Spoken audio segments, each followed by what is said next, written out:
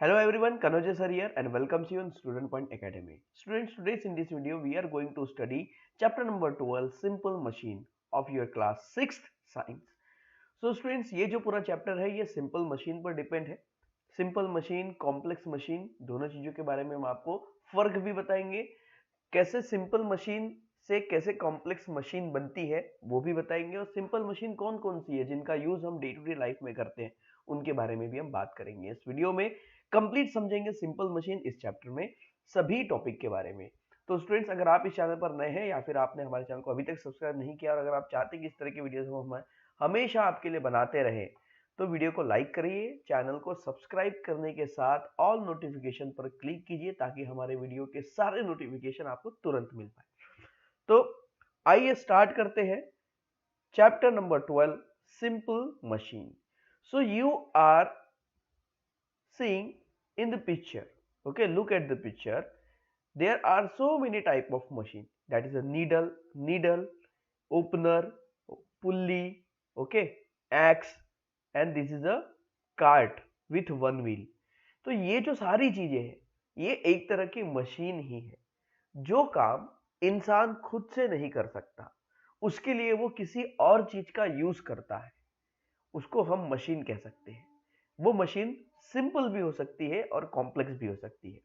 पर आज का जो हमारा ये पूरा टॉपिक है ये कंप्लीटली सिंपल मशीन पर ही है. So we focus only on simple machine. So to get more work done in a less time and a less effort called simple machine. Simple machine यानी क्या? Called machine. ओके, सिर्फ यहां पर machine की बात हो रही है. देखिए, टू गेट मोर वर्क, अगर हमें ज्यादा काम करना है, to get more work done in less time, कम समय में ज्यादा काम करने के लिए, और लेस इफर्ट मतलब हमें ताकत भी ज्यादा नहीं लगानी है, समय भी कम लगाना है और काम भी ज्यादा निकालना है. तो इन सब कामों के लिए जिन चीजों का यूज किया जाता है उसे हम कहते हैं मशीन. फिर से पढ़े, to get more work done in less time and less effort called machine. तो यह है मशीन की डेफिनेशन जो आपको याद रखनी है. ओके, उसके बाद the machines have only one और two part are simple and easy structure. तो मशीन जिसमें एक या दो पार्ट होते हैं वो मशीन सिंपल होती है और इजी स्ट्रक्चर वाली होती है. मतलब ज्यादा झंझट ना हो, छोटी सी मशीन हो, कम पार्ट हो तो वो सिंपल मशीन कहलाएगी. Such machine are called simple machine. जिस मशीन में एक या दो पार्ट हो ऐसे मशीन को हम सिंपल मशीन कहते हैं. Okay, then simple machine can be handle easily and there are less chance of this machine breaking down to getting damage. अब सिंपल मशीन जो होती है वो बहुत आसानी से हैंडल की जा सकती है. इससे इस मशीन के टूटने के चांसेस बहुत कम होते हैं. So we use many such machines in our day to day life. और ऐसी बहुत सारी मशीन का यूज हम हमारी डे टू डे लाइफ में करते हैं जिनकी पिक्चर आप यहाँ पर देख सकते हैं. जैसे नीडल है, ओपनर है, ये पुली है. ओके, वेट को खींचने के लिए जैसे पुली का यूज कर रहे हैं, यहाँ पर लकड़ी को तोड़ने के लिए एक्स का यूज कर रहे हैं, यहाँ पर वन व्हील वाला कार्ट यूज हो रहा है. तो ये सब क्या है? All are these are machine. Okay, तो ये जो सब टॉपिक है, ये सारे जो पिक्चर्स आप देख रहे हैं ये सिंपल मशीन ही है. अब आइए थोड़ा सा कॉम्प्लेक्स मशीन की ओर बढ़ते हैं. सिंपल मशीन यानी आसान, साधारण, जिसमें एक या दो पार्ट होते हैं, that is a simple machine. Complex machine में देखिए, these machines have many part which carry out many processes. for example, for completing a task.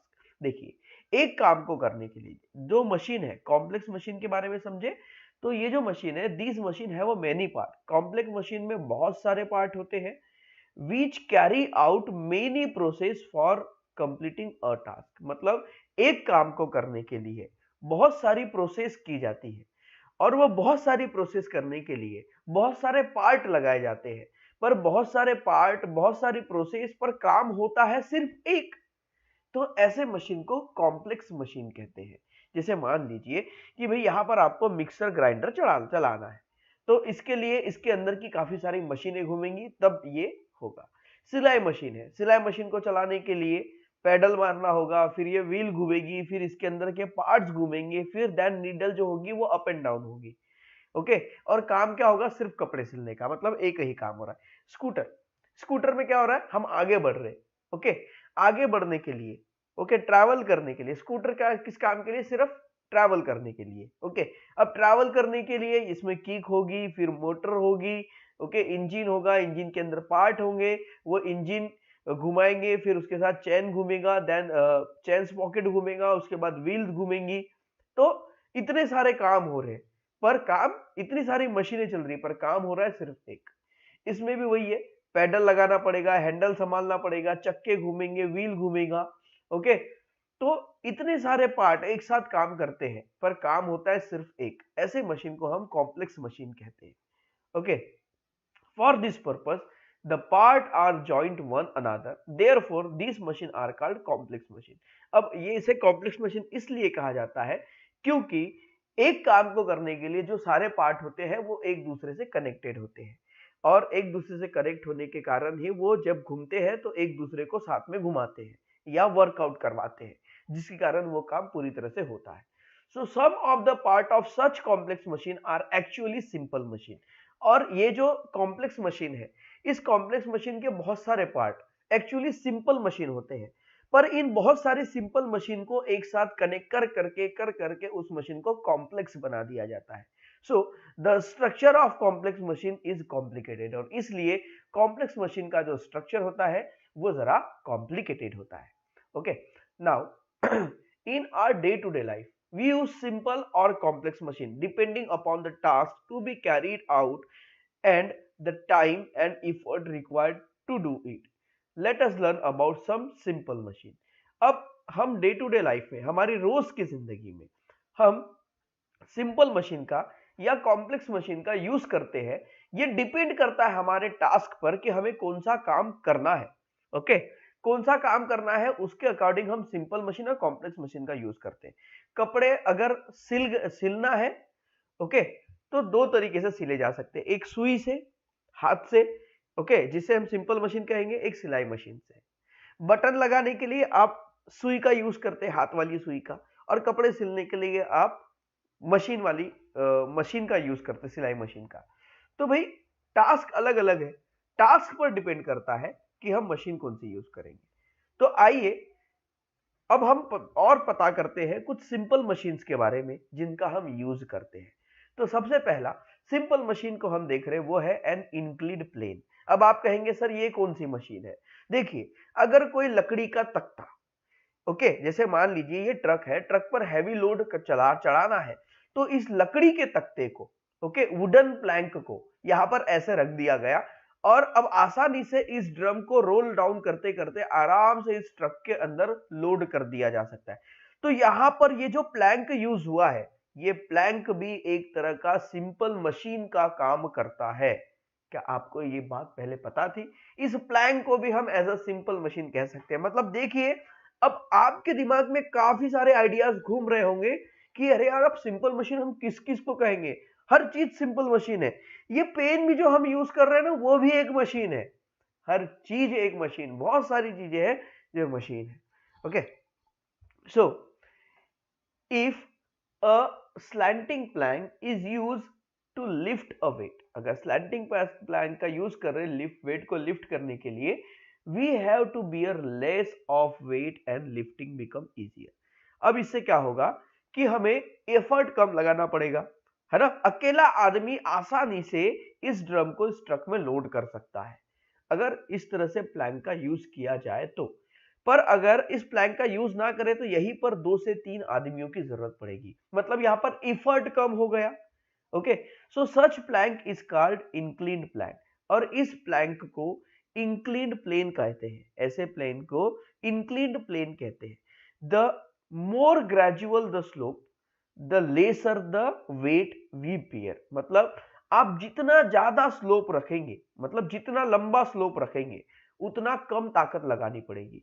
But such an inclined plane is longer, पर ऐसे जो इंक्लिन्ड plane होते हैं वो longer होते हैं। देखिए, अगर आपको स्लोप ज्यादा लंबा रखना है, ओके, तो ये जो प्लेन होगा वो प्लेन भी ज्यादा लंबा करना होगा।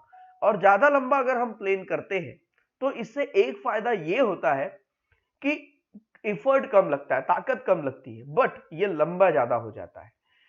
सच an inclined plane is longer, the steeper the slope the shorter the incline plane but we have to bear greater wait.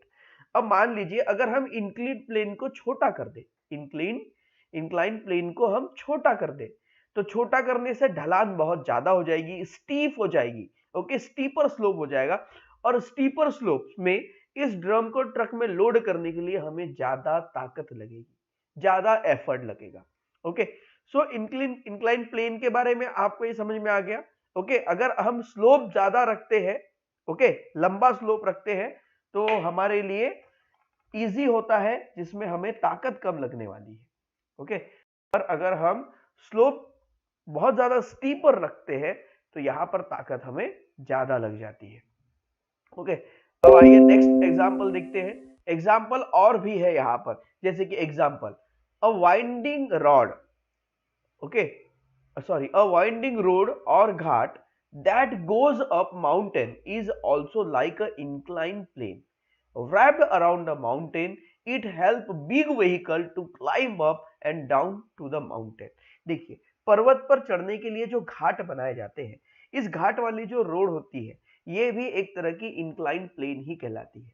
Okay, ये इंक्लाइन प्लेन वाली जो सड़कें होती है, ये हमें आसानी से घाट पर चढ़ा भी देती है और उतार भी देती है। ओके, उसके बाद देखते हैं आर्किमिड्स स्क्रू। ओके, ये देखिए, ये बहुत ही बढ़िया एग्जाम्पल है। इसका यूज पहले के जमाने में हुआ करता था, इस आर्किमिड स्क्रू का। ये कोई छोटा सा नहीं, ये काफी बड़ा होता है। ओके, स्क्रू मतलब ऐसा छोटा वाला स्क्रू नहीं है, ये काफी बड़ा होता है। ये पानी ड्रॉन करने के लिए, निकालने के लिए काम आता है। देखिए, it was use to lift water from the hold और शिप। ओके, जहां पानी रुका हुआ है, या फिर शिप में पानी भर गया, या फिर शिप में आपको पानी चाहिए, तो कहीं से भी पानी निकालने के लिए इसका यूज किया जाता था। Archimedes use a rope, a round pipe fitted with a rod inside it. जो आर्किमिड स्क्रू है, इसके अंदर एक गोल पाइप, ये जो पाइप है, ये सर्कुलर एक राउंड पाइप है। ये राउंड पाइप इसके अंदर फिट होता है, और पाइप के अराउंड इस तरह का ये डिजाइन से बना हुआ मेटल का फिक्स किया जाता है। ओके, ये मेटल शीट होती है, पूरी प्लेट होती है। ओके, उसके बाद the pipe was place at angle 450 with one and side the water and the rod resting on the flat surface. और यहां पर क्या होता है कि ये जो है, इसको फ्लैट सरफेस पर ऐसे रख दिया जाता है 450 की डिग्री पर। When the rod was turned, जब इस रॉड को घुमाया जाएगा, ओके, इस रॉड को, यहाँ पर ये हैंडल है, हाथ पकड़ के जब घुमाया जाएगा, तो आपको ये जो डिजाइन से यहाँ पर बनी दिख रही है, जो मेटल शीट से बनी होती है, ओके, वो भी घूमने लगेंगी। और ये जब घूमने लगेंगी तो यहाँ से वो वाटर को लिफ्ट करेगी और धीरे धीरे ऊपर करती हुई यहाँ पर वो पानी लेकर आएगी। So water got lifted in this device, और इस डिवाइस की मदद से आसानी से वाटर लिफ्ट होता है, तो इसे कहते हैं आर्किमिड्स स्क्रू। उसके बाद a wedge, an axe is use for cutting wood. Axe का यूज, कुल्हाड़ी का यूज लकड़ी काटने के लिए होता है, हम सभी को पता है। A sharp tool is form on joining two incline plane.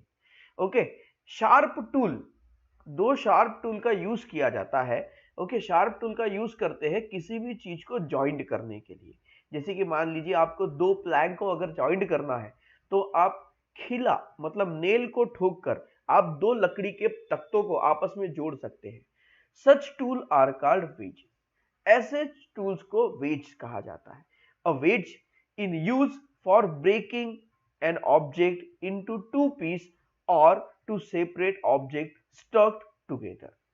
अब ये जो वेजेस होते हैं, जैसे जो शार्प टूल होते हैं, जैसे ये है नेल्स, एक्स, नाइफ, और ये जो पेचकस, ओके, ये जो है, इस तरह की जो चीजें होती है, ये चीजें सामने से नुकीली होती है, और इनका यूज आसानी से किसी भी चीज को तोड़ने के लिए या जुड़ी हुई चीजों को सेपरेट करने के लिए होता है। An axe is an axe, a knife or chisel are some example of this simple machine. A needle and a nail are also kind of wedges.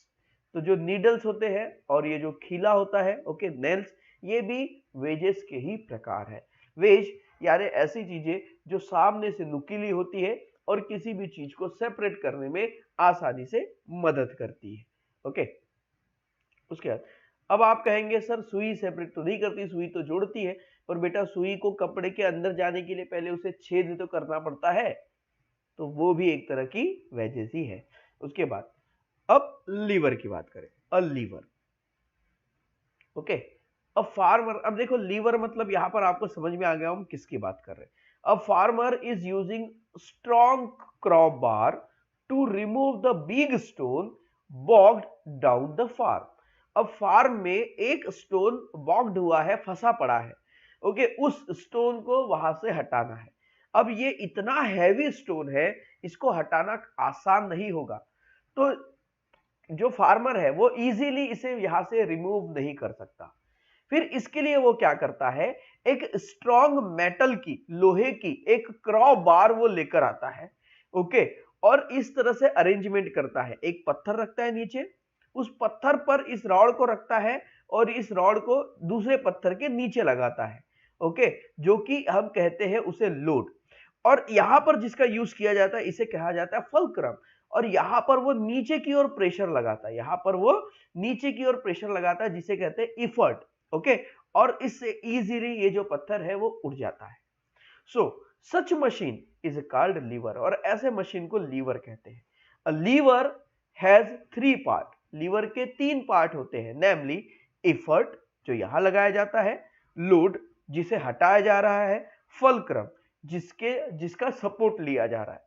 तो fulcrum is use for support, load जिसको हमें हटाना है, और effort इसको हटाने के लिए जो ताकत लग रही है। ओके, नाउ अब यहां पर देखेंगे, ऐसे इसके कुछ हम और एग्जाम्पल देखने वाले हैं नीचे, तो आइए देखते हैं। अब यहां पर भी देखिए, ये भी एक तरह का लीवर ही है, जहां पर पेंसिल रख दी गई है, यहां पर पेपर वेट रख दिया गया, लोड रख दिया गया, और यहां पर एफर्ट लगाया जा रहा है। ओके, तो पेंसिल यहाँ पर फल्क्रम का काम कर रही है, ये लोड का काम कर रहा है, और ये एफर्ट का काम कर रहा है। तो इसे जब प्रेस किया जाएगा तो ये यहां से ऊपर उठेगा। तो place a ruler on it right angle with it, put paper weight on one end of ruler, press the other end with your finger, lift the weight. Now go on increasing the distance between the paper weight and the pencil every time as the effort arms become longer and longer compared to the load arms. Less and less force is required to lift paper weight such as lever called lever of the first order. अब यहां पर हमें क्या करना है, ये तो आपको समझ गया कि यहां पर क्या किया हुआ है। आगे क्या बता रहा है देखिए, go on increasing the distance between the paper weight and pencil every time. मतलब कि अब हमें क्या करना है, ये जो पेंसिल को थोड़ा सा इधर हटाना है, तो पेपर वेट और पेंसिल से डिस्टेंस क्या हो गया है, काफी बढ़ गया है। तो जैसे जैसे हम डिस्टेंस को बढ़ाते जाएंगे, इस फलक्रम को हम जैसे जैसे लोड से हमें फलक्रम को हटाना है, तो जैसे जैसे हम लोड से फलक्रम की दूरी बढ़ाते जाएंगे, as effort arms become longer and longer compare to load arm, less and less force is required to lift paper weight. और इसके लिए हमें कम ताकत लगेगी पेपर वेट को उठाने के लिए, जैसे जैसे हम इसका डिस्टेंस बढ़ाते जाएंगे। Such a lever is called lever of the first order. ऐसे लीवर को lever of the first order कहा जाता है, जिसमें हम फलक्रम से लोड की दूरी को बढ़ा देते हैं। ओके, उसके बाद यहां पर भी देखिए, ये एक ओपनर है। ओके, आपने थम्स अप, पेप्सी, कोक, इन सब का यूज कभी ना कभी किया होगा, और इनकी बॉटल्स को ओपन करने के लिए एक छोटी सी मशीन आती है, दैट इज अ ओपनर। अब ओपनर यहां पर देखिए, ये जो पॉइंट होता है ये फलक्रम का काम करता है, यहां से ढक्कन को ऊपर उठाया जा रहा है, मतलब ये लोड का काम कर रहा है, और ये है इफर्ट। ओके, तो इफर्ट काफी दूर है, फलक्रम और लोड काफी पास है। अब यहां पर देखिए, फलक्रम, एफर्ट, लोड, ये एक टोंग है, चिमटा है, और इस चिमटे की मदद से किसी भी चीज को हम उठा सकते हैं। तो यहां पर ये चिमटा जहां पर ज्वाइंट होता है, वो पॉइंट होता है फलक्रम। इसे यूज करने के लिए इफर्ट हम बीच में लगाते हैं और लोड हम सामने पकड़ते हैं। तो ये हो गया लोड, एफर्ट और फुलक्रम। अब इनके हम कुछ और टाइप्स भी डिटेल में पढ़ेंगे। ओके, तो इनके बारे में अब हम समझें। पहला हमने क्या देखा था, देखिए पहला हमने देखा था कि लोड साइड में है, फुलक्रम बीच में है और इफर्ट लास्ट है। ओके, ये पहला। दूसरे में हमने क्या देखा था कि फुलक्रम और लोड काफी पास में है, इफर्ट दूर है। तीसरे में हमने क्या देखा कि इफर्ट बीच में है, फुलक्रम और लोड दोनों साइड में है। ओके, अब आइए इनके ही बारे में हम समझते हैं। तो पहली जो इमेज हमने देखी थी जिसमें पेपर वेट, पेंसिल और फिंगर का यूज किया था, वो था lever of the first order. The fulcrum is in the centre, the load is at one end. देखिए फुलक्रम जो है वो सेंटर में है, लोड एक तरफ है, एफर्ट दूसरी तरफ है। ओके, फुलक्रम बीच में है, एक तरफ लोड है, एक तरफ इफर्ट है। Okay, so and while the effort is eight other and, एक तरफ लोड एक तरफ इफर्ट, बीच में फुलक्रम। इस तरह के अरेंजमेंट को lever of the first order कहा जाता है। उसके बाद lever of the second order, यहां पर देखिए फुलक्रम और लोड दोनों एक साथ पास में होंगे और इफर्ट जो होगा वो लास्ट कॉर्नर में होगा, जो हमने इमेज नंबर सेकंड में देखा था, जो है ओपनर। देखिए फुलक्रम और लोड पास में है, यहां पर ये इफर्ट। तो ये जो है ये है lever of the second order, ध्यान में रखना है इस डायग्राम को आपको। ओके, फिर है lever of the third order. तो इसमें क्या होगा, the effort is in the centre. यहां पर थर्ड ऑर्डर में क्या होता है, एफर्ट को सेंटर में लगाया जाता है, एक साइड में फुलक्रम हो जाता है और अदर साइड में लोड आ जाता है। समझ में आया, ये था lever of the third order. एक बार फिर से समझ ले, फर्स्ट ऑर्डर में फुलक्रम बीच में रहेगा। ओके, सेकेंड ऑर्डर में फुलक्रम किसी एक कोने में रहेगा, ओके, और लोड बीच में रहेगा। ओके, यहां पर हम समझ लेते हैं कि बीच में कौन रहने वाला है। फर्स्ट ऑर्डर में फुलक्रम बीच में रहेगा, सेकेंड ऑर्डर में लोड बीच में रहेगा और थर्ड ऑर्डर में इफर्ट बीच में रहेगा। समझ में आया, बाकी जो है वो अदर साइड रहेंगे। तो आपको बस इतना याद रखना है, first order fulcrum in the centre, second order load in the centre and third order effort in the centre. अगर आप इस तरह से याद रखते हैं तो आप फिर कभी भूल नहीं पाएंगे और आपको बिल्कुल भी दिक्कत नहीं होगी इस टॉपिक को समझने के लिए। ओके, सो अब हम चलते हैं पुली की ओर। ओके, देखते हैं पुली क्या है। ओके, पुली के बारे में आपको पता होगा, आपने कुएं से कभी पानी निकाला है या नहीं निकाला है? ये जरूर निकाला होगा। कुएं से पानी निकालने के लिए एक चक्री होती है, इस चक्री पर से एक रस्सी होती है और अगर हम इस तरह से पानी अगर ड्रॉन करते हैं वेल से, कुएं से वाटर को ड्रॉ किया जाए तो हम आसानी से पानी निकाल सकते हैं। इसके लिए जो व्हील यहाँ पर यूज किया जाता है उसी को हम पुली कहते हैं। Okay, so if we use a pulley, force can be applied in the downward direction for lifting the weight in upward direction। मतलब कि ऊपर की ओर अगर हमें वेट को उठाना है तो फोर्स को नीचे की ओर लगाना पड़ता है। ओके, तो इसे ही हम कहते हैं पुली। दिस कन्वीनियंट एंड इजी, ये बड़ी आसान और यूज करने में कन्वीनियंट होती है। You must have seen some example of pulleys in day to day life और डे टू डे यूजेस। हम डे टू डे यूजेस में या डे टू डे लाइफ में हम पुली के ऐसे कई एग्जांपल्स देख सकते हैं और हमने देखे भी है। उसके बाद जायंट व्हील तो आपने देखा होगा, आपको बहुत पसंद होगा इसमें जाने के लिए, मुझे भी बहुत पसंद है इसमें झूलने के लिए। ओके, जायंट व्हील में ओके, और व्हील एंड एक्सल की हम बात करते हैं। आपके साइकिल का चक्का आपने देखा होगा, साइकिल के चक्के में क्या होता है, एक हल्का सा पाइप होता है, इस पाइप के अंदर एक एक्सल होता है और इस एक्सल में ये व्हील जो है ये फंसा होता है। ओके, और यही से सारी चीजें व्हील की इसमें कनेक्ट होती है। ओके, सो यही चीज जायंट व्हील में भी होती है। A giant wheel is fitted to rod at its centre. Joint wheel में सेंटर में एक रॉड होती है, यहां सेंटर में एक रॉड होती है। दिस रॉड कॉल्ड एक्सल, और इसी रॉड को हम एक्सल कहते हैं। When the axle start rotating with the help of electricity, electricity की मदद से जब एक्सल घूमता है तो wheel fitted to it also start rotating, तो इसमें जो व्हील फिटेड होते हैं वो भी घूमना शुरू कर देते हैं। This combination of axle and wheel is a simple machine. तो इतना बड़ा ये जो जायंट व्हील है, इसे घुमाने के लिए जिस मशीन का यूज किया जा रहा है, ये एक सिंपल मशीन का कमाल है। It's just simple machine. जैसे आपके साइकिल में होता है, आप पेडल मारते हैं ना, आप पेडल मारने के कारण क्या होता है कि अंदर में जो एक्सल फिट होता है, आप सिर्फ एक्सल को घुमाते हैं, पर एक्सल के साथ ये व्हील भी कनेक्ट होता है, ये चैन कनेक्ट होती है। ओके, फिर व्हील चैन वो कनेक्ट होती है, तो वो घूमती है, और उसके घूमने के कारण, वो चैन घूमने के कारण चक्का घूमता है, चक्का घुमा तो आपकी साइकिल आगे बढ़ती है। तो ये एक सिंपल मशीन का एग्जांपल था। Maintenance of machine. देखिए, हमने मशीन्स के बारे में काफी चीजें पढ़ ली, अब हमें मशीन के मेंटेनेंस के बारे में भी पढ़ना होगा। बहुत जरूरी होता है किसी भी चीज को मेंटेन करना। हम हर चीज को मेंटेन इसलिए करते हैं ताकि वो चीजें खराब ना हो। तो आइए देखते हैं मेंटेनेंस ऑफ मशीन्स के बारे में। Part of machine rub against one another when they use. आपको पता है, जब मशीन काम करती है तो उसके जो पार्ट है एक दूसरे से कनेक्टेड रहते हैं। कनेक्टेड रहने के कारण वो एक दूसरे को रगड़ते हैं, रगड़ने के कारण, रब होने के कारण वो उनमें घिसाव होता है, वो घिसता है।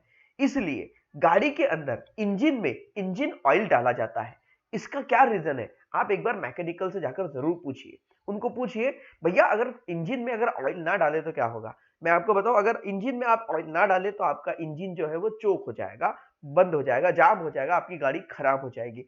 क्योंकि इंजन के अंदर जो पार्ट्स होते हैं वो एक दूसरे से रब करते हैं, घिसते हुए चलते हैं। फिर उनके बीच में ल्यूब्रिकेंट बनाने के लिए ऑयल डाला जाता है। ऑयल एक ल्यूब्रिकेशन का काम करता है, जो चिकनाहट पैदा करता है, जिससे पार्ट एक दूसरे से रगड़ते तो है पर घिसते नहीं है, आसानी से मूव करते हैं। ओके, तो इसलिए मशीन का हमें बहुत ध्यान रखना होता है। So parts of machine rub against one another when are use. जब हम मशीन को यूज करते हैं तो उसके पार्ट एक दूसरे से घिसते हैं, रगड़ते हैं। सो solid dusty part create more friction.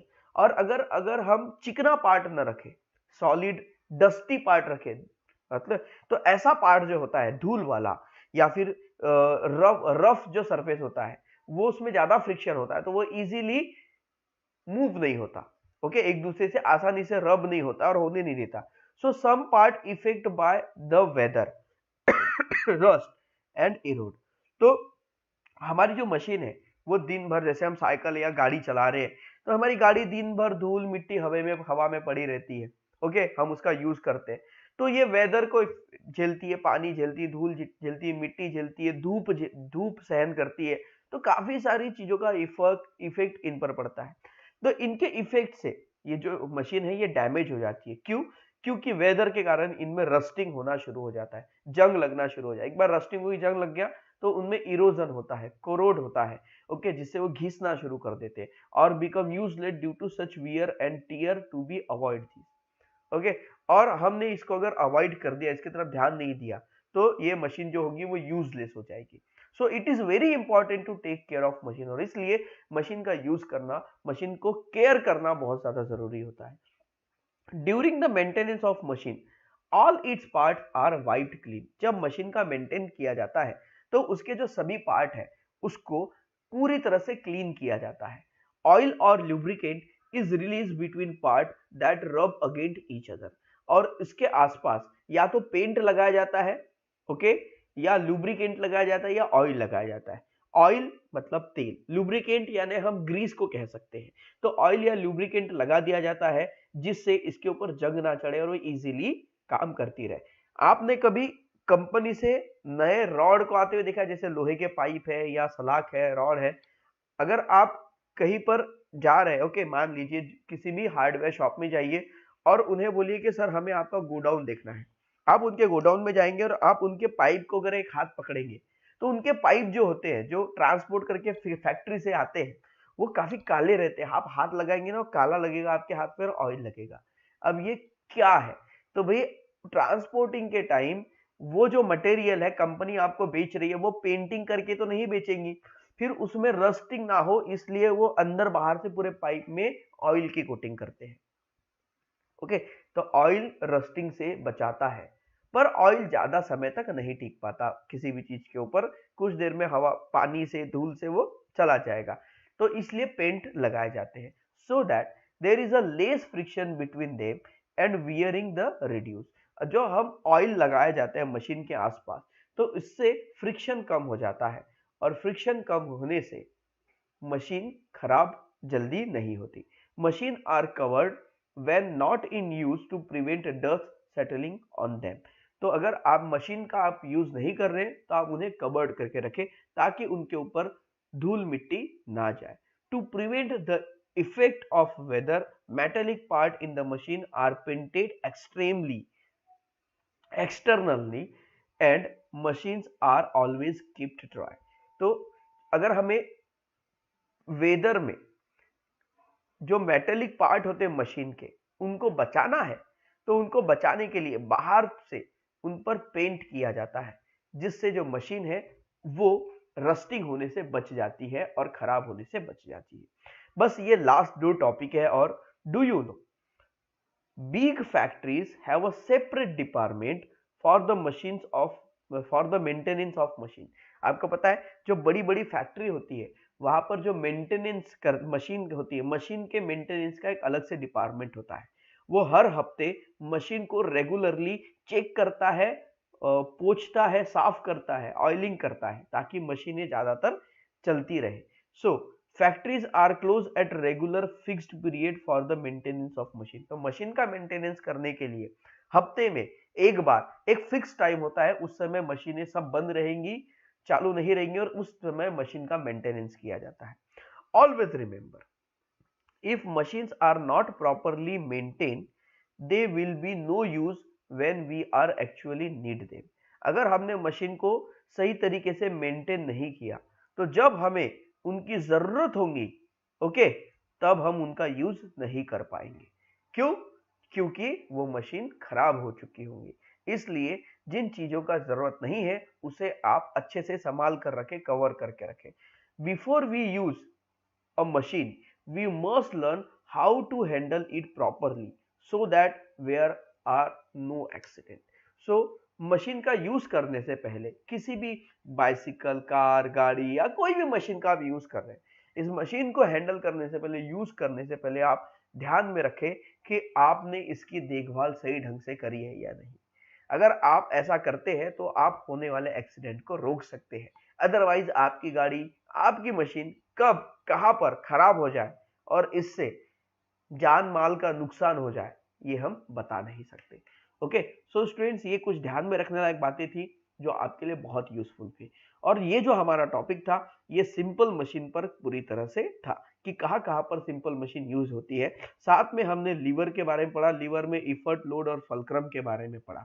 Okay, आर्किमेटिक screw के बारे में भी पढ़ा, जो आपके लिए एक नया टॉपिक था। ओके, हमने दो नई चीजें भी समझी, क्योंकि प्लैंक जो मशीन जैसा नहीं दिखाई देता, वो भी एक मशीन हो सकता है, और रोड से, जो पहाड़ों से उतरने वाला जो रोड है, हम जिसे घाट कहते हैं, वो भी एक सिंपल मशीन का काम करता है। So students, lesson number 12 simple machine, आपको ये कैसा लगा मुझे कमेंट बॉक्स में जरूर बताइए। वीडियो अगर अच्छा लगा है तो वीडियो को लाइक जरूर कीजिए, और चैनल में अगर पहली बार हो तो सब्सक्राइब जरूर कीजिए। सो स्टूडेंट्स, मिलते हैं अगली वीडियो में लेसन नंबर 13 के साथ। तब तक के लिए बाय बाय।